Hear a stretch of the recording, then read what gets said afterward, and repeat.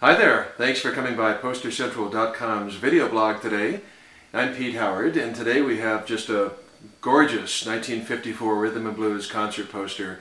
It's got a stunning lineup of talent with 5 big names on this poster.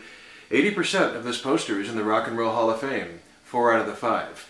And I oftentimes refer to it as a 54 Muddy, because there's Muddy Waters, who's pretty scarce to find on poster down there at the bottom, looking pretty young. And again, this is 1954, so of course it was relatively early in his career. Beautiful jumbo cardboard window card, colorful poster printed by Globe Posters in Baltimore, like so many of these were in the 50s and 60s.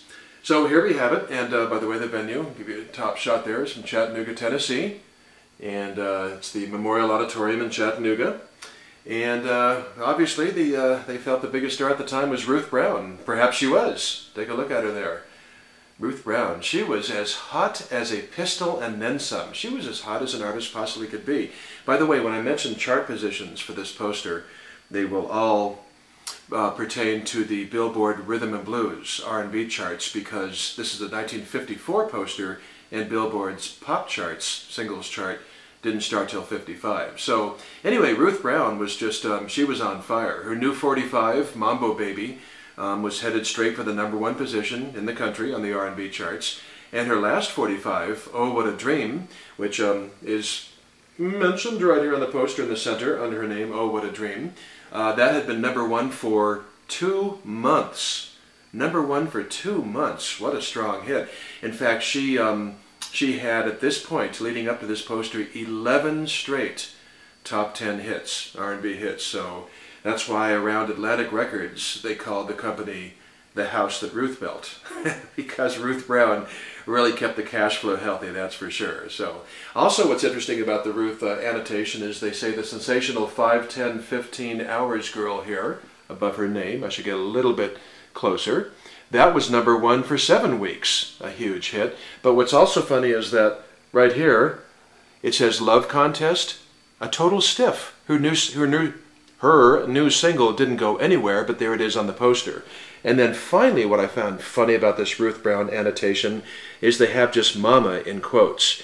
And if you know your Ruth, and you know your 50s R&B, probably her signature song is Mama, He Treats Your Daughter Mean. And so they didn't have room for all of that.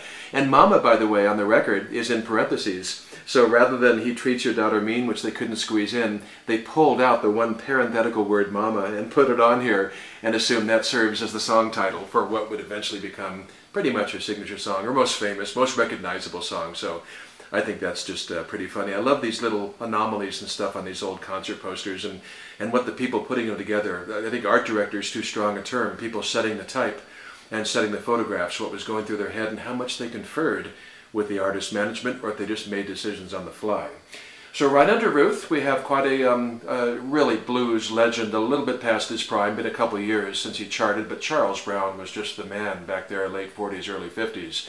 He had tons of hits with Johnny Moore's Three Blazers, and he wrote a standard song called Please Come Home for Christmas, which we hear every December now. And of course his career went quite late. He ended up touring with Bonnie Raitt in the 80s and even the 90s. So Charles Brown, quite a familiar name. And then we have Brother Ray. Yep, see that picture of him there? Ray Charles. And in his Orch, O-O-R-C-H, his orchestra. But at this point, in 1954, Ray had only, if you will, 5 R&B hits, all of them in the top 10, but still, that was the beginning of a long and illustrious career. His latest one of those 5 was Don't You Know, and there's the song Don't You Know, between the Ray and between the Charles, so that's pretty cool. And I don't know why they gave him this little tiny strip here, just 1 3/4 inches on a huge 28-inch tall poster, whatever it is. So, but that's okay. Ray's on there, and we know that we know how important he is and everything. So that's just a little thing. Then there's Lowell Fulsom, the misspelled Lowell Fulsom. I'll say it with an M, reading it off the poster, but that's not the way you spell his name. It's Fulson. I'll have a little bit more on that in a moment. But interesting, Lowell was once had Ray Charles in his band. So it's kind of funny that they're right next to each other on the poster. And of course Lowell, as you probably know, just a super important West Coast blues guitarist and songwriter. And he's the one person on the poster that's not in the Rock and Roll Hall of Fame, but he's in the Blues Foundation Hall of Fame. So that's, it's, as probably are all the others. And this is, it's really neat the way the songs, the synchronicity of the songs with Lowell Fulsom's appearance on this poster lines up. Because these two songs under his name, Every Day I Have the Blues and Blue Shadows, are the two biggest hits of his entire career. So that's really cool. They're on the poster. And in just a couple of weeks after the show, this is November 16th, so like in early December, entering the charts, would be his classic Reconsider Baby, which the Rock and Roll Hall of Fame once compiled a list of the 500 songs which shaped rock and roll, and Lowell Fulsom's Reconsider Baby was on there. So he was just putting it out at the time of this poster, at the time of the show. So I just love that stuff. And then last and best, how's that? Well, just tell like it is, Muddy Waters. I've zoomed in once before. Muddy, yeah, way back, 1954. Now what's hilarious, look at Between Muddy and Waters, Hoochie Coochie Man. That is, if you know your spelling, that's a crazy spelling. There's so many letters are off, I won't even go through it. It's kind of silly, but I'll tell you one thing right now, there's no K in Coochie. The full song title, of course, is I'm Your Hoochie Coochie Man, and it's his highest charting. It's funny, Muddy never had a #1 record. But he had a lot of chart action. His influence was stronger, and I'm Your Hoochie Coochie Man was his highest charting single. So it's kind of neat that that's on the poster too. Very misspelled as it is, but that just adds to the fun, I suppose, of things like this. So, and finally in the venue information, I think it's kind of cute that the admission is $2, and then says last day sale. I'm sorry, admission's $1.50. Last day $2. I've seen usually the admission price goes up at the door, right? You don't plan ahead of time, you're a walk-up customer, so you pay a little more. But here, you could wake up the morning of the show, and you're already taxed 35% more, right? $1.50 is the ticket, but 50 cents was added. So, just little anomalies like that in the wording and stuff I always find really neat. So, finally, on the Lowell Fulsom tip, I don't know if you can hear if I'm saying it with an M or an N, but that's Lowell Fulsom with an M, which is misspelled.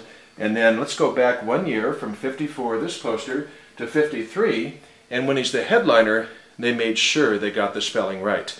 Here he is with Lloyd Glenn, Lowell Fulsom, Sunset Terrace Ballroom in 1953. And I'm lucky enough to be friends with somebody who knew Lowell before he passed away. And this person's a blues expert, and they talked to him a lot and everything. They were friends. And this person informs me that what happened was a record label put out a couple of records with an M at the end of Fulsom instead of the N. They misspelled on the record label, so naturally all the record stores and the media and everything tend to pick up and repeat a mistake like that, and it just got perpetuated, and basically for the rest of Lowell's career it was sort of spelled both ways, and if you're a spelling freak or something, that can really cause confusion. But he told my friend, he says, I don't mind, either one is fine, it doesn't matter to me.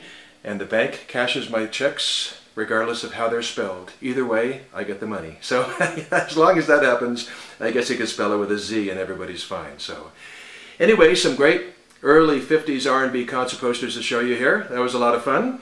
All the little quirks and everything that make up these posters, besides the great music and the history behind them. So hope you enjoyed them. Thanks a lot for coming by, and we'll see you next time at postercentral.com. Have a nice day. Bye-bye.